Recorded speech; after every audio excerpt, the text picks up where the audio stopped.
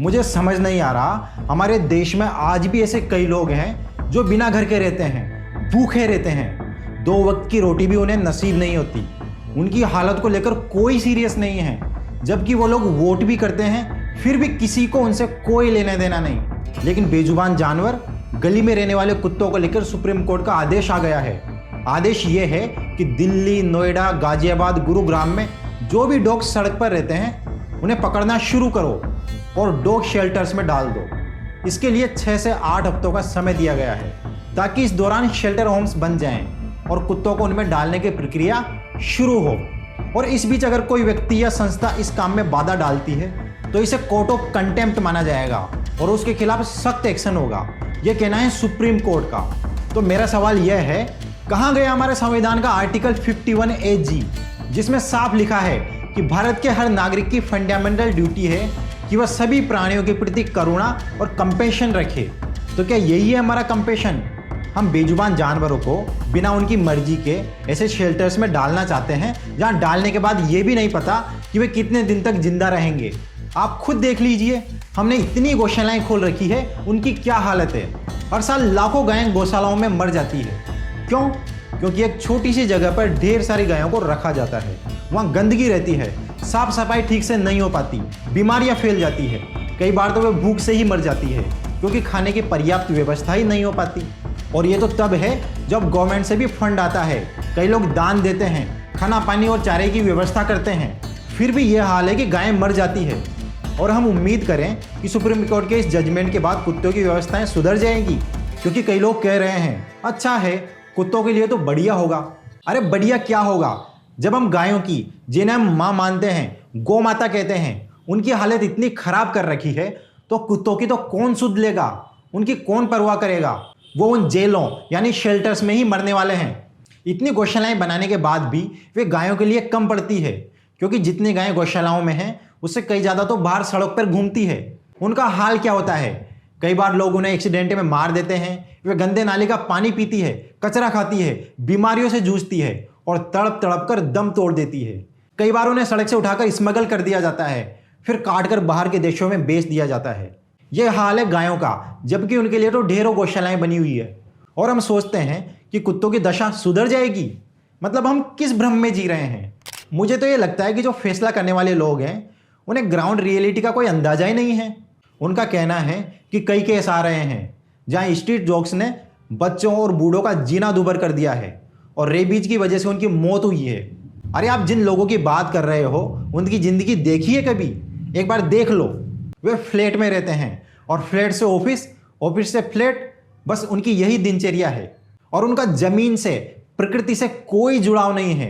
AC के कमरे से निकलते हैं, सीधे एसी की गाड़ी में बैठते हैं, फिर एसी वाले ऑफिस में काम करते हैं और घर आकर एसी के कमरे में सो जाते हैं। उनकी पूरी ज़िंदगी इसी चक्र में बीत जाती है। तो ऐसे लोगों से आप क्या उम्मीद करोगे? वे अपने बच्चों की परवरिश भी इसी तरह करते हैं। अगर बच्चों को जरा सी मिट्टी लग जाए तो 2-5 बार साबुन से हाथ धुलवाएंगे, ऊपर से सैनिटाइजर छिड़क देंगे। और अगर बाहर निकले और रास्ते में गलती से भी कोई कुत्ता या बिल्ली दिख गई तो 1 किलोमीटर दूर से निकलेंगे, ये कहते हुए देखो बेटा इसके पास मत जाना, काट लेगा। तो ऐसे में बच्चे का विकास किस तरह होगा?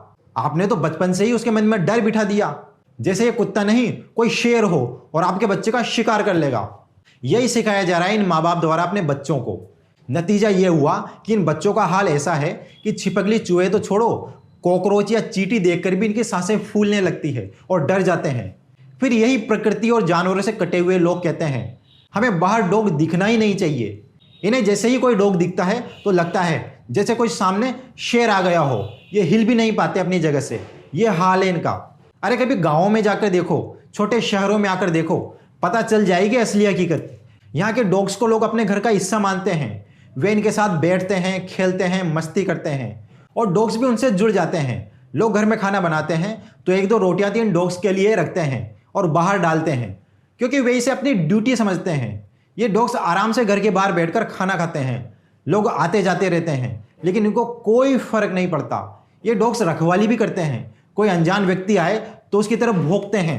रात में कई बार इन्होंने कई अपराध रोके हैं, कई लड़कियों को दुर्व्यवहार से बचाया है, कई चोरियां होने से बचाई है। अभी हाल ही में उत्तराखंड में बाढ़ आई थी, वहां भी एक डॉग ने बड़ी भूमिका निभाई थी। आप इंटरनेट पर सर्च करके देखना उसने कितने लोगों की जान बचाई थी। और हम इन प्रकृति से कटे हुए लोगों के कहने पर इन बेजुबानों को जेल में बंद कर दें। शहर के लोगों से मेरी कोई दुश्मनी नहीं है, लेकिन इतना कहना चाहूँगा, भाई इस चीज़ को प्रैक्टिकली करके देखो। जिस कुत्ते से डरते हो उसे एक रोटी का छोटा सा टुकड़ा डालकर देखो, वो डॉग आपका दोस्त बन जाएगा, आपकी रक्षा करेगा। कभी बाहर निकलोगे तो वही दो मिलाकर आपकी स्वागत करेगा। लेकिन ये बातें प्रैक्टिकल और ज़मीनी हैं, ये हर किसी के समझ नहीं आएगी, और उन लोगों को तो बिल्कुल ही नहीं जो बंद कमरे में बैठकर फैसले देते हैं। जबकि असली ज़रूरत थी कि लोगों में कंपेशन बढ़ाया जाए, उन्हें सिखाया जाए कि डॉग्स के साथ कैसा व्यवहार करना है। आज जो इंसान और डॉग का कनेक्शन टूट गया है उसे फिर से जोड़ा जाए। लेकिन यहाँ तो लगता है कि वो ज़मीनी कनेक्शन फैसला सुनाने वाले लोगों के पास था ही नहीं। तो इनसे क्या ही उम्मीद करें कि वे लोगों से कहेंगे देखो अपने अंदर कंपेशन लाओ। जब इस तरह के फैसले आने लगते हैं तो समझ लो कि आगे क्या होने वाला है। आज कुत्तों के साथ हुआ है, कल बिल्लियों, फिर बंदर, फिर कबूतर, तोते, चिड़िया, कॉकरोच, चींटियां। अरे किस किस को रोकोगे, किस किस से बचोगे? हम सोचते हैं कि प्रकृति में जिससे भी दिक्कत है उसे नष्ट कर दें, लेकिन ऐसा नहीं होता। प्रकृति के साथ सामंजस्य बिठाकर ही जीना पड़ता है। कल को किसी और जीव जंतु से परेशानी हो सकती है। अगर यही सोच बरकरार रही तो आगे लोग कहेंगे जो इंसान पागल हो जाते हैं, जिनका दिमाग सटक जाता है, उन्हें भी मार दो या शेल्टर होम में डाल दो, घर में रखने की कोई ज़रूरत नहीं है। या फिर जो लोग बूढ़े हो जाते हैं, जिनकी उम्र ज़्यादा हो गई है, उनके लिए भी स्थायी नियम बना दो कि घर में न रहे, क्योंकि किसी को शिकायत हो सकती है। आज आशाराम, राम रहीम जैसे दुराचारी बाबाओं को बेल पर बेल मिल रही है, और बेल देने वाला कौन है? कोर्ट। तो ऐसे में हम ऐसे डिसीजन को कैसे सही मान लें? क्या आप मानते हो इन दुराचारी बाबाओं को इतनी आसानी से जो बेल मिल जाती है वो डिसीजन सही है? अगर नहीं तो फिर कोर्ट का हर डिसीजन कैसे सही मान लें? पहले भी कई बार कोर्ट ने ऐसे फैसले दिए हैं जो हास्यास्पद थे। जैसे पुणे की वो घटना याद है आपको? एक नाबालिग लड़के ने शराब पीकर कार से दो लोगों की टक्कर मारी, जिससे उनकी मौत हो गई, और कोर्ट ने क्या सजा सुनाई? सड़क दुर्घटना और उसके समाधान पर 300 शब्दों का निबंध लिखो, और उसे छोड़ दिया गया। ऐसे में हम कैसे उम्मीद करें कि कोर्ट का हर फैसला हमेशा ही सही होगा? न्यूज 18 के डेटा के अनुसार 11,698 लोगों की मौत इसलिए हो गई क्योंकि किसी ने शराब पीकर गाड़ी उन पर चढ़ा दी। 1,856 लोगों की मौत हो गई वजह थी सड़क के गड्ढों के कारण एक्सीडेंट, और सिर्फ 21 लोगों की मौत हुई कुत्तों के काटने से। ये दिल्ली के 2022 के आंकड़े हैं। मेरे कहने का मतलब ये नहीं है कि 21 लोगों की मौत होना ठीक है, बिल्कुल नहीं।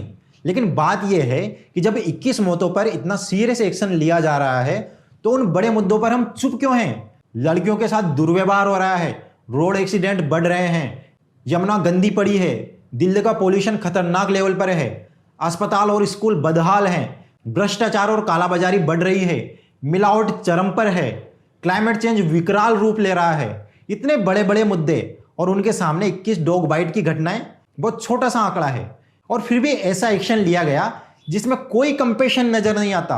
क्या हम ऐसी सोसाइटी बनाना चाहते हैं जहां कंपेशन पूरी तरह खत्म हो जाए, जहां किसी को किसी से कोई मतलब ना हो, सब बस अपने काम से ही काम रखें? क्या प्रकृति पर सिर्फ हम इंसानों का ही हक है, किसी और प्रजाति का नहीं?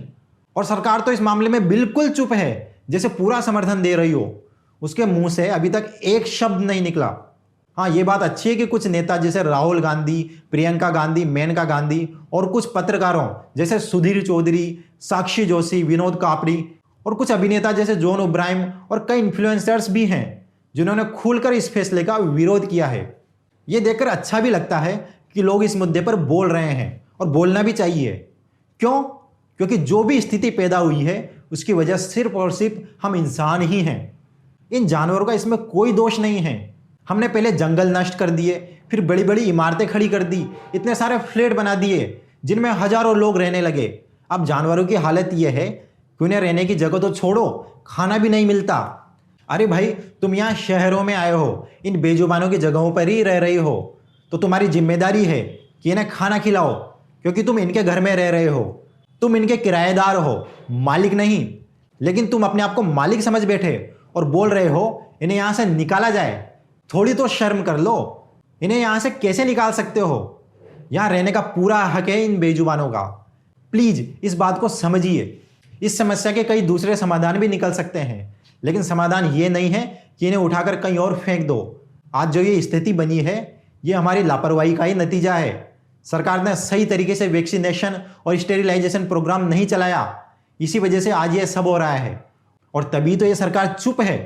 आपको क्या लगता है, अगर हम सारे कुत्तों को हटा देंगे तो समस्या खत्म हो जाएगी?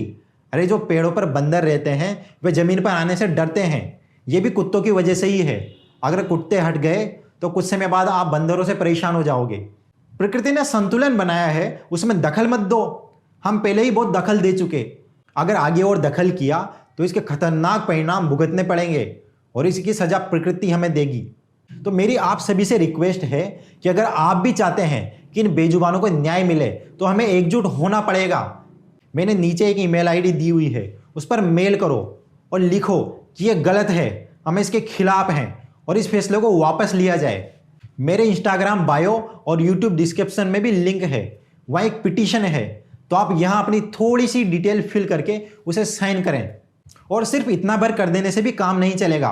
घर से बाहर निकलो, अपने आसपास के ग्रुप या ऑर्गेनाइजेशन से मिलो और शांतिपूर्ण प्रोटेस्ट करो। सरकारें संख्या बल देखती है, जितने लोग इकट्ठे होंगे उतना ज़्यादा असर होगा। जो लोग नहीं आ सकते वे कम से कम ईमेल और पिटीशन साइन तो कर सकते हैं। और दिल्ली वाले लोगों से कहना चाहूँगा कि आप अकेले नहीं हैं, हम सब आपके साथ हैं। जब भी कोई एमसीडी की टीम कुत्तों को उठाने आए तो उनसे यह सवाल ज़रूर पूछो, आपको किसने भेजा है, कहाँ से आए हो, अपना आईडी और लाइसेंस दिखाओ, कोर्ट का ऑर्डर दिखाओ। मैं गारंटी से कह सकता हूँ उनके पास ये सब नहीं होगा। अगर फिर भी ज़बरदस्ती कुत्ते उठाते हैं तो उनसे लड़ाई मत करो, बस वीडियो बनाओ। आपकी उनसे जो भी बातचीत हो रही है या वे जो भी कर रहे हैं उसका वीडियो बनाओ और इस नीचे दी गई ईमेल आईडी पर भेजो, क्योंकि हमें एविडेंस के तौर पर ढेर सारा प्रूफ इकट्ठा करना है। कोर्ट ने भी 6 से 8 महीने का वक्त दिया है, अभी उठाने का ऑर्डर नहीं दिया। अगर फिर भी उठा रहे हैं तो ये कोर्ट ऑफ कंटेम्प्ट है, इसलिए डरने की ज़रूरत नहीं है। शांतिपूर्ण पोलाइटली बात करो, पूरी डिटेल पूछो, वीडियो बनाओ और यहाँ भेजो। और अंत में सबसे ज़रूरी बात, कई लोग कह रहे हैं कि ये डॉग लवर हैं जो प्रोटेस्ट कर रहे हैं, ये एनिमल लवर नहीं है, क्योंकि चिकन, अंडा, मांस, नॉनवेज दबा कर खाते हैं और ऊपर से कुत्तों की आवाज़ उठा रहे हैं। और एक तरह से उन लोगों का ये सवाल वाजिब भी है। मैं भी इस बात से पूरी तरह सहमत हूँ। अच्छी बात है कि आप कुत्तों की आवाज़ उठा रहे हैं, लेकिन जैसे आप चाहते हो कि लोग आपकी बात को समझे, वैसे ही आप भी उन जानवरों के दर्द को समझो जिन्हें आप खाते आ रहे हो। क्योंकि जैसे इन डॉग्स को जीने का हक है, वैसे ही उन प्राणियों को भी जीने का उतना ही अधिकार है। हो सकता है अभी तक आपको उनके दर्द का अंदाजा नहीं था, कोई बात नहीं, लेकिन अब आज से आप ये प्रण लीजिए कि आपके स्वाद की वजह से किसी भी जानवर की जरा सी भी हानि ना हो। उम्मीद है कि आप मेरी बात को समझ रहे होंगे और आज से ही नॉनवेज का सेवन करना बंद कर देंगे। बाकी इस वीडियो को ज़्यादा से ज़्यादा शेयर करें ताकि देश के हर कोने तक इन बेजुबान की आवाज़ पहुंच सके। नमस्कार।